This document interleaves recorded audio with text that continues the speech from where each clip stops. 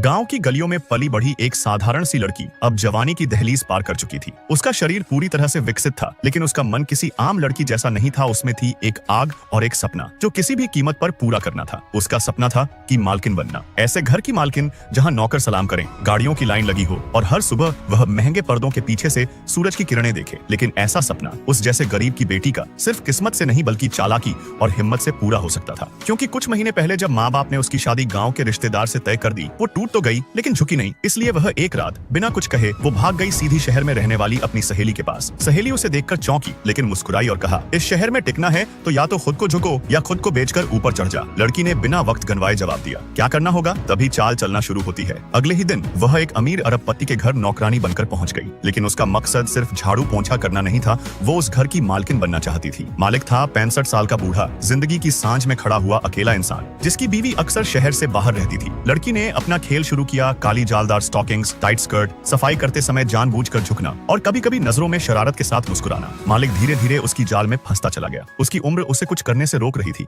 लेकिन लड़की को पता था कि इच्छाएं उम्र की मोहताज नहीं होती। एक दिन वह अपने गांव के दोस्त से एक खास टॉफी मंगवाती है जो शरीर में गर्मी भर दे। उसने उस टॉफी को दूध में मिलाया और रात को मालिक के कमरे में पहुंची। तभी उसने मुस्कुराकर कहा, दूध गर्म है, ठंडा हो जाएगा, अभी पी लीजिए। बूढ़े ने जैसे ही दूध पिया, उसके शरीर में हरकत होने लगी। कुछ ही मिनटों में वो बेचैन हो गया। उसकी आंखों के सामने दिन की सारी झलकियां घूमने लगी। वो पतली कमर, वो झलकी हुई मुस्कान, वो कसमसाती चाल। रात को लड़की फिर से कमरे में पहुंची। जंगलावशी, आप थके हुए लग रहे हैं, चलिए मैं आपके पांव धो देती हूँ। आपने मुझे बहन माना है ना? बूढ़ा असहज हुआ, लेकिन लड़की की नरम आवाज और नरम हाथों ने उसके मन की सारी झिझक तोड़ दी।